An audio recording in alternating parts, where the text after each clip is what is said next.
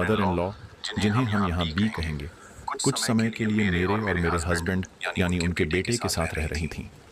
उनकी तबीयत ठीक नहीं थी, इसलिए हमने सोचा कि उनके लिए हमारे साथ रहना बेहतर रहेगा। अब बियाम मदर इन लॉ की तरह नहीं थीं।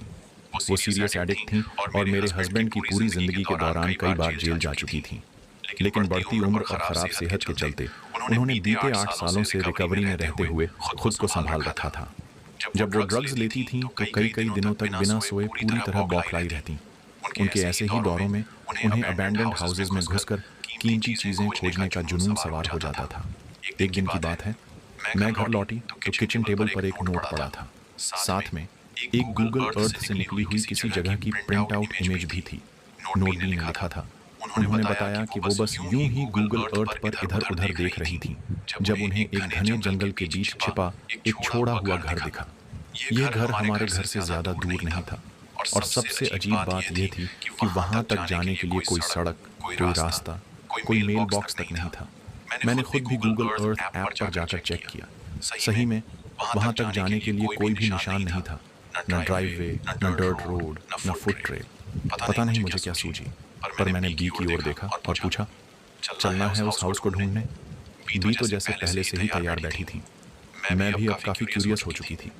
अगले वीकेंड हम उस हाउस को ढूंढने निकल पड़े।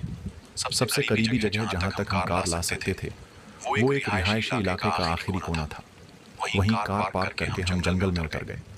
झाड़ियों, जहरीले पौधों और जंगली घास के बीच से रास्ता बनाते हुए हम लगभग 1 मील अंदर तक चले गए। तभी हमने देखा, गहरी हरियाली के बीच एक खुला मैदान था, लगभग आधे फुटबॉल फील्ड जितना बड़ा, और वहां एक छोटा साधारण सा हाउस खड़ा था। उसके बगल में पत्थरों से बना एक पुराना वेल था। बी की आंखों में तो जैसे चमक आ गई थी। उन्होंने बिना वक्त गंवाए हाउस में घुसने का रास्ता खोज लिया और अंदर चली गई। लेकिन मुझे अंदर जाने का मन ही नहीं हुआ। मुझे नहीं पता क्यों, पर अंदर जाने का ख्याल ही क्रीपी लग रहा था। मैंने हाउस से थोड़ी दूरी पर खड़े उस पुराने पत्थर के वेल की ओर कदम बढ़ाए।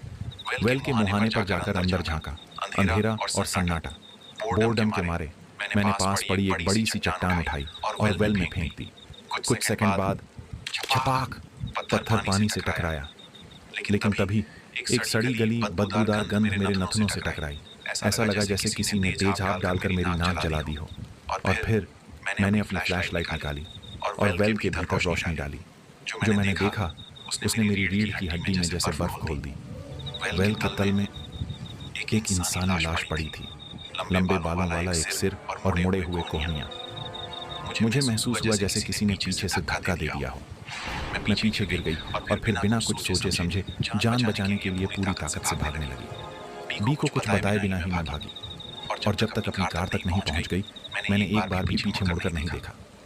1 घंटे तक मैं बस कार में बैठी कांपती रही। कुछ देर बाद बी भी आ गई। उनके हाथों में कुछ कीमती चीजें थीं जो उन्होंने उस हाउस से निकाली थीं। जब मैंने उन्हें सच बताया तो उनका चेहरा एकदम फीका पड़ गया। मैंने तुरंत पास के एक स्टोर से 911 के नॉन इमरजेंसी नंबर पर कॉल किया और उन्हें बताया कि हमने क्या पाया है। शुरुआत में पुलिस को हमारी बातों पर यकीन नहीं हुआ, लेकिन जब वो जंगल में गए 20 मिनट बाद वहां पुलिस कारें और कोरोनर वैन आ चुकी थी। पूरा जंगल येलो टेप से सील कर दिया गया। हमारी आंखों के सामने एक काले रंग की बॉडी बैग को वेल से बाहर निकाला गया और वैन में रखा गया। कौन थी वो लड़की, उसके साथ क्या हुआ था? कुछ महीने बाद मुझे डिटेक्टिव का कॉल आया। हमने उस लड़की की पहचान कर ली है, उन्होंने कहा। वो 24 साल की थी। 7-8 महीने पहले बीच जॉर्जिया नाम के एक छोटे से कस्बे से लापता हुई थी, जो वहां से मात्र 1.5 घंटे की दूरी पर था। लेकिन सबसे भयावह बात, डिटेक्टिव ने बताया कि इस केस पर काम कर रहे सभी पुलिस ऑफिसर्स उसी इलाके में पैदा हुए और पले बढ़े थे। उनकी उम्र 85 से 55 के बीच थी। लेकिन उनमें से किसी ने भी उस जंगल में बसे उस हाउस के बारे में पहले कभी नहीं सुना था। क्या ये हाउस अचानक अस्तित्व में आया था या कोई इसे छुपा रहा था? जो भी था, वो वेल और वो लाश इस जगह के किसी खौफनाक राज की गवाह थी।